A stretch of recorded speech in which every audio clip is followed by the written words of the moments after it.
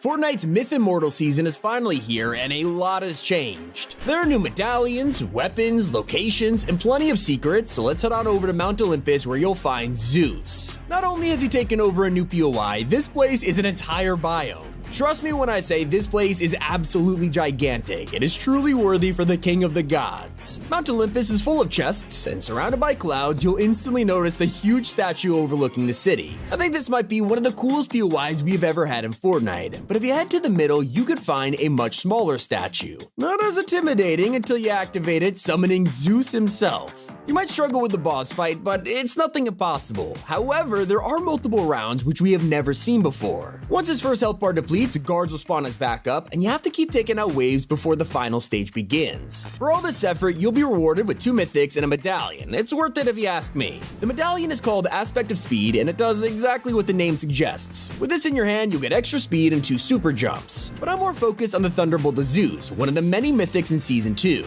You charge this thing up, and in just 3 strikes, you can annihilate someone.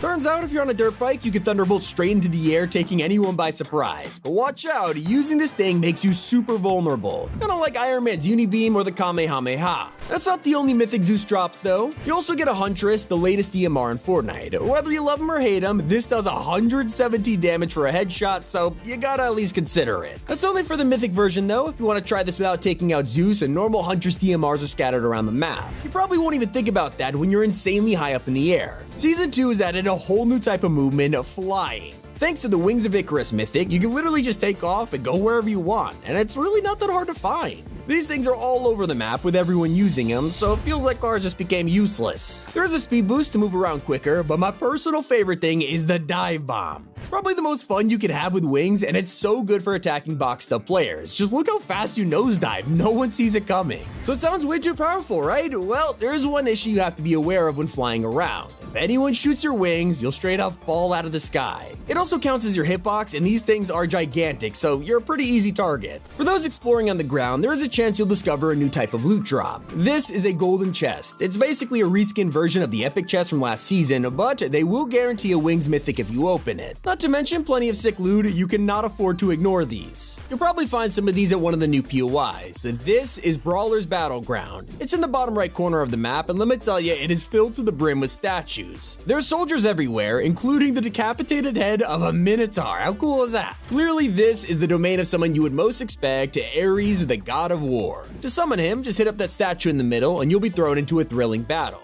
Just like Zeus, he has multiple waves, but your reward is interesting. You would think Ares would have a spear or some kind of shield item, yet he'll drop a mythic AR? Yeah, this is Ares' Warforged assault rifle. I wouldn't say this Greek god is known for spraying enemies with bullets, but it'll work. It's a pretty strong weapon, and you can find regular versions around the map if you're not up to the task. Obviously, Ares' version is way stronger, so seek them out if you can. The regular Warforged can be modded with weapon attachments though, and there's even some new mods, which I'll get to in a second. Before that, Ares drops a medallion called the Aspect of Combat. If you haven't noticed yet, this entire feature has changed. Before, medallions all did the same thing, giving you health regen depending on how many you own. Now it still reveals your location on the map, but each medallion has a different ability. Zeus gave you a speed boost, while Ares will increase your long range damage. It is very useful. And if you're wondering how to play as Ares, he's not in the battle pass or the item shop. In fact, you are looking at the crew pack for April. Some players are happy about this, while others are disappointed he's taken up a slot. Let me know how you feel about it in the comments. Now I've talked about Mount Olympus and how it brought a huge biome to the island, but what if I told you the new season has given us 2 biomes? Yeah, they've terraformed half the map for this, and on the left of the island you'll find the Underworld. This is easily one of the biggest POIs on the map. It's an entire castle owned by Hades. Anyone who likes Greek mythology or watches Percy Jackson will know all about this place. There's this massive pool of green water, and when you walk into it, you'll get a dash effect. Pretty cool, but fans will also notice there are floating skulls around the place. Obviously, when you're in the Underworld, you're gonna find the souls of people trapped here, except in the Fortnite universe, we ain't saving them from death, we're using them to dash around. By collecting these, you'll earn charges that let you dash multiple times in a row. It's kind of messed up when you think about it. So by now, you probably already guessed who's guarding this place. Yep, the god of the underworld, Hades. In the throne room, you'll find a statue and throw it on the ground. This angers him as he spawns in minions while powering up on the throne. Once you wipe them out, a new challenger enters the arena, him. Not only only is he terrifying, but who knew Hades was so tall? Now, luckily the fight isn't so bad if you have the right loot, and if you don't, you're about to get rewarded with amazing items. Hades' medallion is the aspect of Siphon. Yeah, you can already imagine what it does. Every time you get a kill, you earn health back. This might be the first time Siphon has been a regular BR since Chapter 1. But don't forget to pick up Hades Mythic 2. This is the Harbinger SMG. When you pair this with dashing and flying, it could be the most ridiculous combo of Season 2. I mean, just look at how you could shred people at a close range. Of course, you're looking at yet another mythic version of a brand new weapon. If you just want a regular Harbinger that you can mod, those are scattered everywhere. One of the coolest POIs in this new biome is called Grim Gate. It's basically the river Styx from Greek mythology. If you want to get to the underworld, you need to find the ferryman who will take your soul down the river in a boat before you are judged by Hades. They brought that to Fortnite, and let me tell you, this gate to the underworld is super intimidating. If I wasn't searching for chests, I'd be terrified right now. Also, right in the middle of the POI, you can challenge Cerberus himself. Topple the statue to summon him and his wolf minions. You'll have to take out 2 waves of demon dogs before he greets you himself with a load of health. He can zero dash towards you at any time, which can be fatal with his shotgun or even an air attack with his claws. Finally defeat him, and you'll be rewarded with his mythic Gatekeep shotgun and one of the best medallions in the game right now, Agility.